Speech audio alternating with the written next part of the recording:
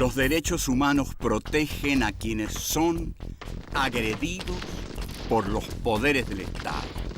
En la Edad Media era absurdo plantearlos. No había derechos para los hombres.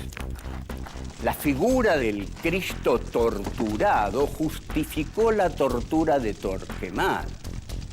Todo régimen autoritario reprime desde un absoluto.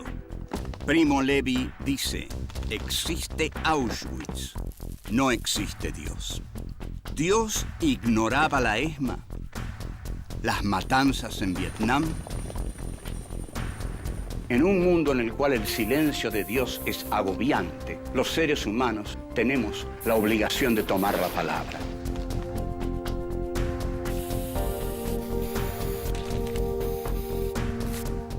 Filosofía aquí y ahora 5. Filosofía y derechos humanos. Encuentro 12. ESMA. Ontología del campo de concentración. 1. Los campos de concentración en América Latina. 2. La tortura como tarea de inteligencia. 3. La desaparición. 4. Terrorismo de Estado y sociedad civil. 1. Los campos de concentración en América Latina. Este es nuestro encuentro 12. Lleva por título Ontología del campo de concentración. La palabra ontología es una palabra que usa Martin Heidegger, en Ser y Tiempo, 1927, en la segunda o tercera página, y dice que ontología es el estudio del ser. O sea que cuando nosotros decimos ontología del campo de concentración, estamos diciendo que vamos a estudiar el ser del campo de concentración. El campo de concentración, ante todo, no es habitual en América Latina. Argentina tuvo campos de concentración y Chile, en el Estadio Nacional de Chile, fue el primer campo de concentración como antecedente de los que hubo, ya vamos a ver cuántos hubo, en la Argentina. Pero el Estadio Nacional funcionó durante un tiempo y luego dejó de ser un campo de concentración y la masacre en Chile igual se realizó, pero fue mucho menor que en la Argentina. Y era Pinochet, que tenía colmillos acá. Ahora bien, les voy a dar este dato. Me baso en un libro formidable que podrían comprar y leerlo. Está editado por Coligüe, es de Pilar Calveiro, que reside en México, y es un libro excepcional que se llama Poder y Desaparición, los campos de concentración en la Argentina. Pilar Calveiro dice, luego de una rigurosa investigación, que entre 1976 y 1982 hubo 340 campos de concentración en la Argentina. 340 campos de concentración.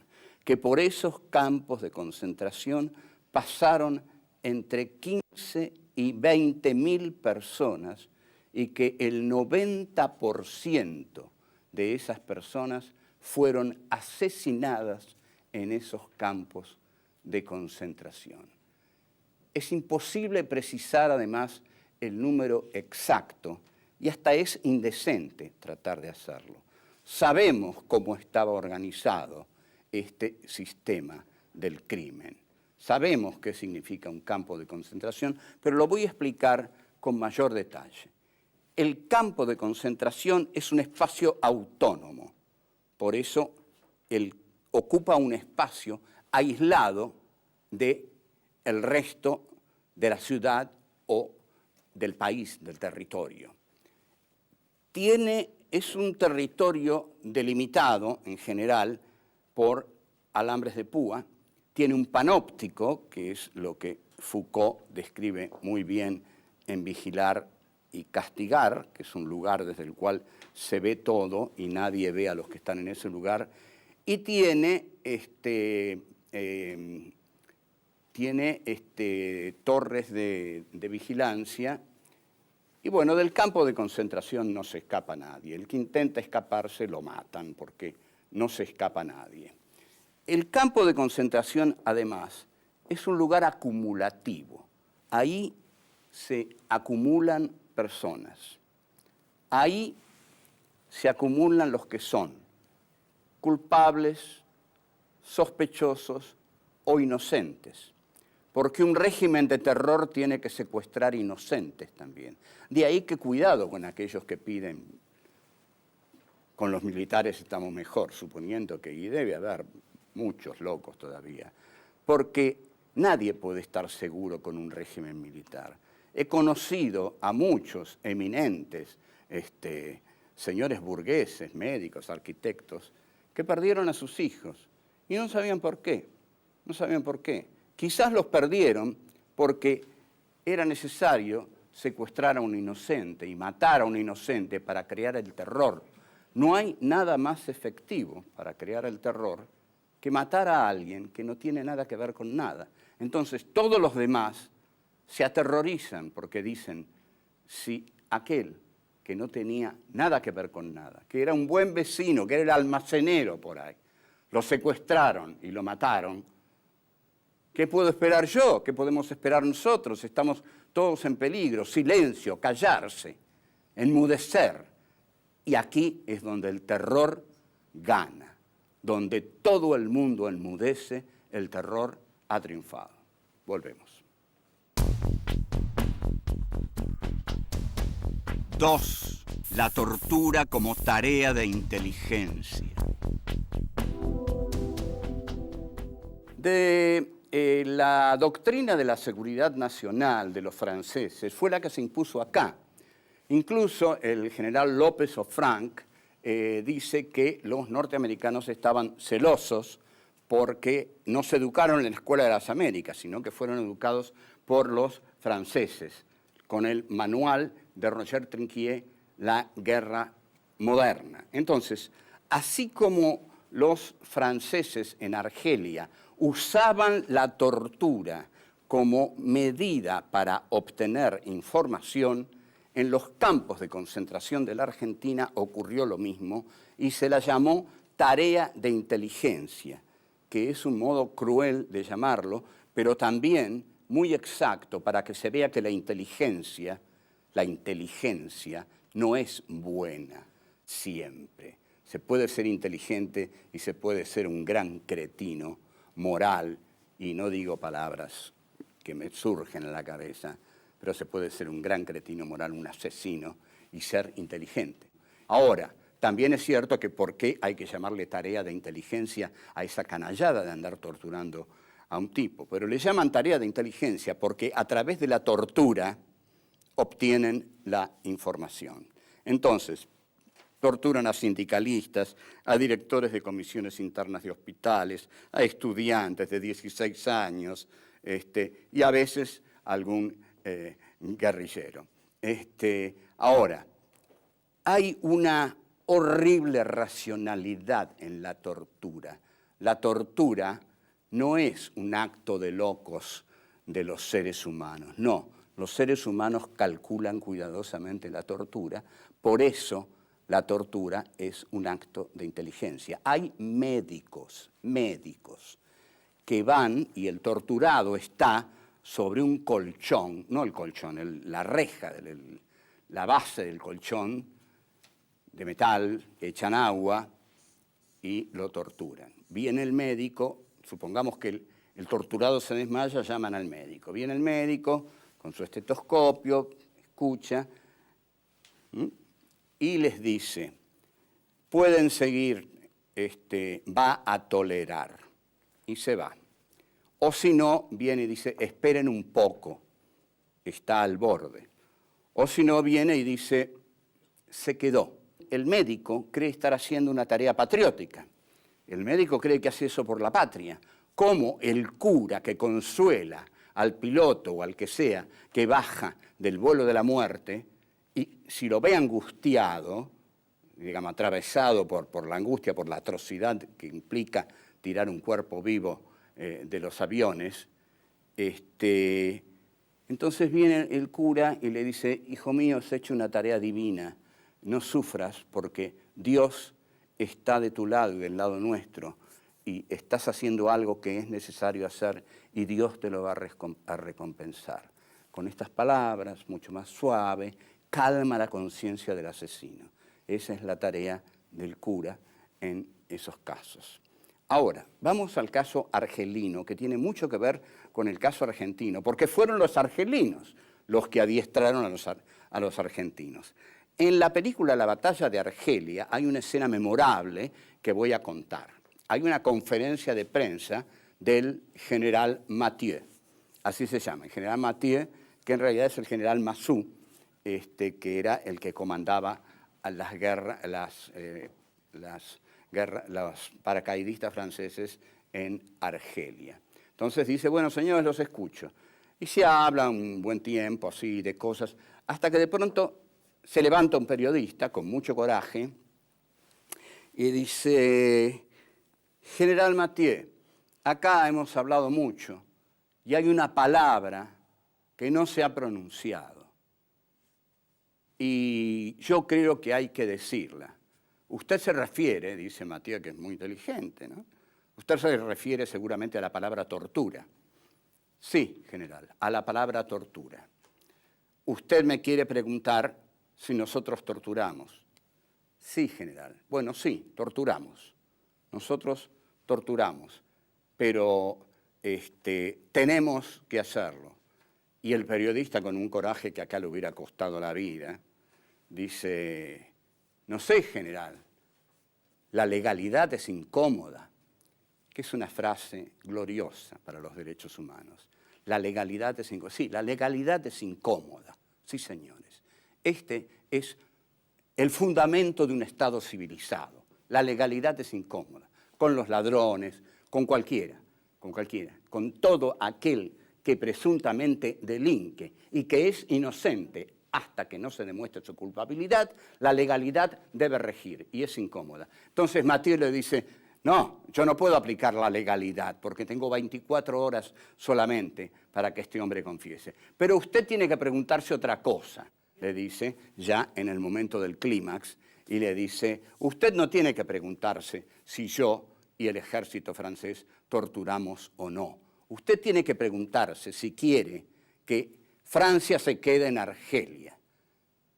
Si se trata de que Francia se quede en Argelia, no me pregunten por los métodos que utilizo para conseguirlo. Videla habría dicho, no me vengan con cuestiones de derechos humanos. Aquí se trata de si ustedes quieren que el ejército argentino derrote a la subversión. Si quieren eso, no nos pregunten por los métodos que utilizamos para conseguirlo. Volvemos. 3. La desaparición. La enorme diferencia entre el general Videla y el general Mathieu es que el general Mathieu luchaba contra un pueblo armado. Era el Frente de Liberación Nacional apoyado por el pueblo argelino. Y es el pueblo argelino el que hace la revolución. Videla luchaba contra pequeños grupos civiles desparramados por el país.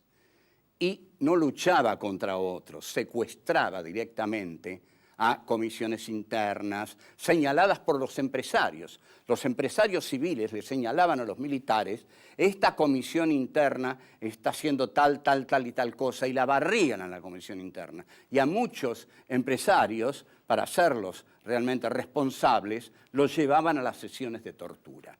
Ahora bien, la técnica del campo de concentración, la técnica fundamental que aplica Videla es, Videla digo para sintetizar, ¿no? Es la desaparición de personas, que es eso que en un célebre fragmento fílmico Videla dice, un desaparecido es alguien que no está, se evaporó, Entonces, claro, no le trae ningún problema a él. No como los 3 fusilados de Franco que conllevaron una condena del Papa. No, el desaparecido no trae problemas, según Videla. Pero para los familiares del desaparecido el problema es gravísimo, terrible, porque no tienen el cuerpo. Al no tener el cuerpo, lo esperan siempre. ¿Usted imagina una madre que se pasa el resto de su vida esperando el retorno de su hijo, de su hija, o de un bebé que secuestraron? Es terrible. En cambio, los militares siempre tuvieron los cuerpos. Siempre tuvieron los cuerpos, los pudieron llorar, los pudieron enterrar. La diferencia es enorme, ya lo dijimos. Eso es lo que aniquila totalmente la teoría de los 2 demonios. No hay 2 demonios, no hay 2 demonios.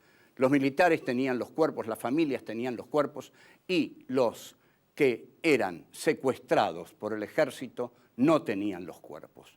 No podían enterrarlos, no podían llorarlos, se pasaban la vida esperándolos. Y ahora voy a decir algo muy importante. En la ESMA se torturaba más que en Auschwitz. Y esto no es nada caprichoso. En Auschwitz no hacía falta torturar, porque en Auschwitz no se buscaba información. Los nazis no necesitaban informaciones de los judíos. Con que fueran judíos ya era suficiente. El problema de Auschwitz es muy distinto. El problema de Auschwitz era qué hacer con los cuerpos. Por ejemplo, mataban 10.000 personas por día. Entonces, esto se ve en la película Juicio en Nuremberg. Entonces, les decían que iban a tomar una ducha y de las duchas, en lugar de agua, salía gas. Imagínense lo que era eso, morir así. Es la técnica aplicada a la muerte. Y el Ciclón B era la empresa que entregaba el gas para los campos de concentración. Es el símbolo de la muerte, el Ciclón B. Ahora, los nazis no veían en eso el problema. Cuando sacaban los 10.000 cuerpos o tenían 10.000 cuerpos, el problema que tenían era dónde ponerlos. ¿Dónde ponerlos? No sabían dónde ponerlos, los tenían que enterrar acá, allá. Ese era el problema para ellos, ¿no? No había un problema moral, nada. Era el de la disposición de los cuerpos. La muerte se torna mecánica, ¿no?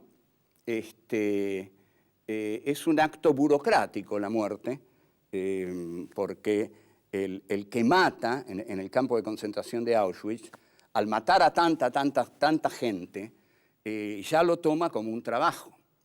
Incluso en la ESMA también se fichaba la entrada. El torturador fichaba como un oficinista. Venía, agarraba su tarjeta y fichaba su hora de entrada. Ahora, no debe creerse por esto en la teoría de la banalización del mal de Hannah Arendt. Hannah Arendt tiene un ensayo muy fascinante que se llama Eichmann en Jerusalén, un ensayo sobre la banalidad del mal. Basándose en Eichmann, que dirigió el campo de Auschwitz, Hannah Arendt dice que el mal en Eichmann era banal, es decir, que era un hombre que hacía el mal sin pasión. Esta es una frase del Facundo de Sarmiento, que Sarmiento le aplica a Rosas. Ahora bien, no es así. Eichmann era un hombre profundamente ideologizado y que odiaba enormemente, abismalmente a los judíos. Y por eso llevó a cabo una tarea tan arrasadora en la aniquilación de los hombres de esa raza. Eichmann no era la banalidad del mal. Eichmann era un nazi que odiaba profundamente y por eso mataba con tanta efectividad. Volvemos. 4.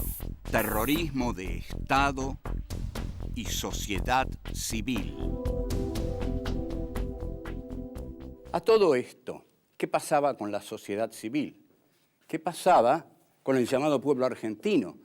Porque hasta ahora tenemos los militares y los grupos civiles que los apoyaban. ¿Qué pasaba con la llamada la gente? Bueno, la Gente era una revista totalmente comprometida con la ideología militar. Gente incluso tiene una tapa famosa, célebre, que yo di conferencias en Italia y en España sobre esta tapa, porque es la tapa de mayor agresión a los derechos humanos. En la tapa está Norma Arrostito, de la organización Montoneros, y un sello que dice muerta. La foto de Norma Arrostito de la revista Gente dice muerta porque la revista Gente había arreglado con